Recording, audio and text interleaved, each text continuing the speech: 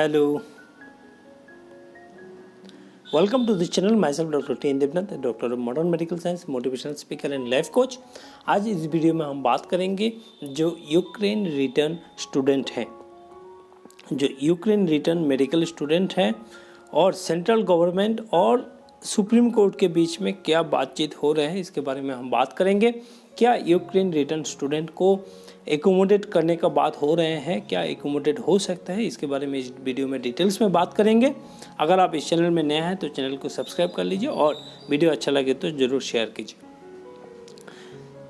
हम लोग सब जानते हैं रशिया यूक्रेन वॉर के बाद सबसे ज़्यादा अगर किसी को लॉस हुआ है वो है इंडियन मेडिकल स्टूडेंट जो कि यूक्रेन या फिर दूसरे कंट्री में पढ़ रहे थे, स्पेशली यूक्रेन और रशिया।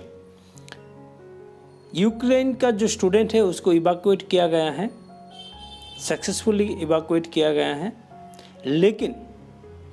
लेकिन इसका उन लोगों का जो पढ़ाई का जो लाइफ है या फिर जो आप करियर का जो एक ढांचा था जिसमें ये लोग as a foreign medical graduate बन के इंडिया में आते, एग्ज़ाम देते और इंडिया में as a medical practitioner practice करते हैं, लेकिन इसमें पूरा तरह से हॉल्ट हो गए हैं। अभी जो यूक्रेन रिटर्न स्टूडेंट है, जो मेडिकल स्टूडेंट है, इसका दर्द हम समझ सकते हैं, क्योंकि उनका लाइफ में अभी क्या होगा, ये सबसे बड़ा टफ टाइम चल रहे हैं, किसी को भी नहीं पता क्या होने वाला है। उनका लाइफ में फिर दोबारा ये मेडिकल का पढ़ाई कंप्लीट होगा या नहीं होगा, इसका भी कोई गारंटी नहीं है। तो डेफिनेटली ये जो मोमेंट है, जो भी स्टूडेंट इंडिया से बाहर गए हैं, यूक्रेन गए हैं पढ़ने के लिए, डेफिनेटली उन लोगों के लिए एक बहुत बड़ा सेटबैक है। लेकिन हम बोलेंगे टाइम के साथ सब कुछ चेंज होता है। सबसे इम्पॉर्टेंट है कि आप टाइम के साथ रहिए और देखते हैं क्या होता है। देखिए, central government already supreme court को बता दिए हैं कि हम लोग यूक्रेन रिटर्न स्टूडेंट को एकोमोडेट नहीं कर सकते, क्योंकि अगर हम एनएमसी एक्ट 2019 का देखें या फिर इंडियन मेडिकल काउंसिल एक्ट 1956 का देखें, वहाँ पे कोई भी प्रोविज़न नहीं है जो फॉरेन से जो स्टूडेंट आएंगे उसको कैसे एकोमोडेट करना है। ऐसा कोई प्रोविज़न नहीं है जिसके चलते उसको एडमिशन देना मुश्किल है। दूसरा जो इम्पोर्टेंट बात ये बोले हैं कि जो स्टूडेंट इंडिया छोड़ के अदर कंट्रीज़ में जाते हैं मेडिकल की पढ़ाई के लिए, इसमें पीछे दो रीज़न होता है। नंबर 1 रीज़न होता है poor performance on NEET, poor score on NEET, NEET में आपका स्कोर कम होता है, नंबर 1। नंबर 2, प्राइवेट फीस जो होता है, प्राइवेट मेडिकल कॉलेज का जो फीस होता है वो बहुत महंगा होता है। तो hectic fees of private medical college जिसको अफोर्ड करना मुश्किल होता है। ये दो मेन रीज़न होता है ये इंडियन स्टूडेंट क्यों बाहर जाते हैं। और इसमें हम बात कर दें कि इंडिया में जो कैंडिडेट होता है, लगभग अभी जो फिलहाल सिनेरियो है 16 to 18 लाख स्टूडेंट अपीयर होते हैं। तो आपको यहाँ पे मेडिकल के सीट्स कितना है, लगभग 90,000। तो चाहे आदमी कितना भी स्टूडेंट कितना भी क्वालिटी इसका क्यों ना हो, कोई ना कोई तो आगे पीछे आएंगे। तो डेफिनेटली ये 90,000 जो सीट है और 16 to 18 लाख कैंडिडेट हैं, तो डेफिनेटली ये सही नहीं है। ये जो गैप है ये बहुत बड़ा गैप है। जो हम लोग बोल रहे हैं कि पोर स्कोर ऑन नीट, इसका मतलब ये नहीं है कि इसका नीट में बहुत ही ख़राब रैंक आया है, नहीं। कैंडिडेट इतना है कि 1 मार्क्स के लिए भी आपका मेडिकल पढ़ाई छूट जाता है। तो इसका क्लियर कट ये मतलब नहीं है कि जो लोग बाहर जाते हैं उन लोग का नीट का स्कोर सबका कम रहता है, नहीं, ऐसा नहीं है। कम रहता है बहुत लोगों का, लेकिन अगर कंपैरेटिवली अगर आप देखेंगे 90,000 सीट के अगेंस्ट में अगर 16 to 18 लाख स्टूडेंट अपीयर हो रहे हैं, तो इसमें तो सिर्फ 90,000 ही स्टूडेंट एडमिशन ले पाएंगे ना, बाकी का क्या होगा। बाकी का ये तो मतलब नहीं है कि बाकी का स्टूडेंट ख़राब है, नहीं, हम तो बोलेंगे यहाँ का सिस्टम ख़राब है। और दूसरा प्राइवेट कॉलेज में इतना हेक्टिक फीस लिया जाता है और इसके बाद अगर कोई एफोर्ड भी कर लेता है तो पूरा सोसाइटी उनके डॉक्टर के पास ऐसा देखते हैं कि डॉक्टर्स दुनिया को फ्री सर्विस देने के लिए आए हैं। कभी इसके बारे में भी सोचो ना। एनएमसी बिल अभी रिसेंटली जो एनएमसी बिल लाया है, इसके बहुत सारा जगह में विरोध हुआ है, कोर्ट में केस हुआ है, क्या हुआ?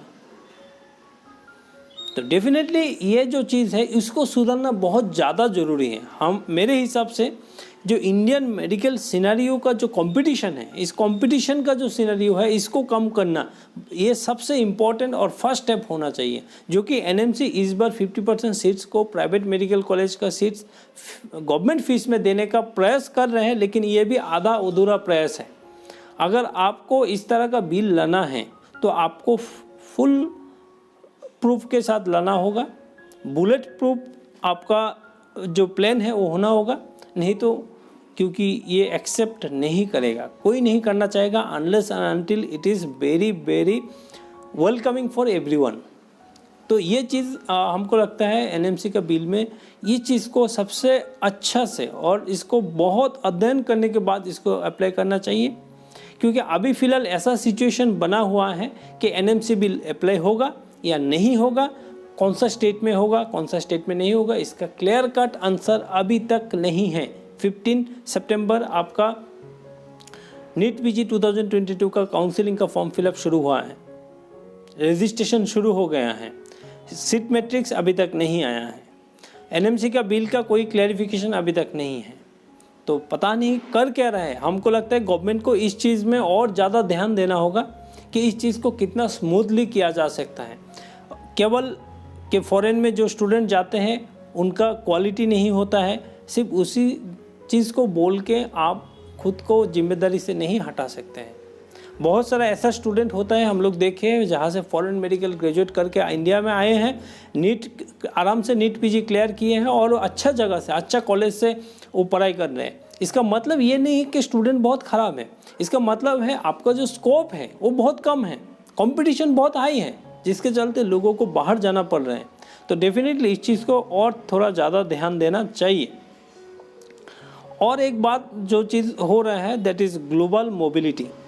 ग्लोबल मोबिलिटी मतलब है दूसरे यूनिवर्सिटी के स्टूडेंट को यहाँ पे एडमिशन कर लो, लेकिन ये इंडियन गवर्नमेंट इसको नहीं करेगा। किस लिए नहीं करेगा? क्योंकि ये बैकडोर एंट्री होगा, ये बैकडोर एंट्री होगा और ये करना भी नहीं चाहिए। इसलिए क्योंकि देखिए, जो स्टूडेंट आप बाहर चल गए बात सही है, लेकिन आपसे थोड़ा अच्छा मार्क्स लेके भी इसको मेडिकल नहीं मिला, और चाहे वो BDS लिए है, चाहे वो आयुर्वेद लिए या फिर कोई दूसरा स्ट्रीम में गए हैं, तो उनके साथ डेफिनेटली ये नाइंसाफ़ी हो जाएगा।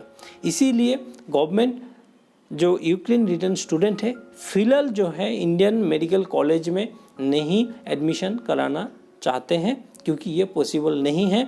और बात है प्राइवेट कॉलेज का, प्राइवेट कॉलेज का हेक्टिक फीस है, आप लोग नहीं दे पाएंगे, ऐसा ही गवर्नमेंट का कहना है। तो डेफिनेटली ये सब मिला के ऐसा सिचुएशन बने हुए हैं जो यूक्रेन रिटर्न स्टूडेंट्स हैं, डेफिनेटली उनके लिए मेरे तरफ से बहुत उनका क्या दुख है वो हम समझ सकते हैं, लेकिन कुछ करने का इसमें नहीं है। आपको वेट करना होगा, हो सके आप दोबारा यूक्रेन में जाके आपका पढ़ाई कंप्लीट करें, या फिर दूसरा कोई इंटरनेशनल यूनिवर्सिटी से आप पढ़ाई करके फिर इंडिया में वापस आके as a foreign medical graduate exam देके इंडिया में प्रैक्टिस कर सकते हैं। हो सकता है यही होगा, आगे टाइम के साथ पता चलेगा इसमें क्या अपडेट हो रहा है और क्या नहीं हो रहा है। जैसे अपडेट नया मिलेगा डेफिनेटली हम आपको सूचित करेंगे। अगर इस चैनल में आप नया है तो चैनल को सब्सक्राइब कर दीजिए। Thank you so much.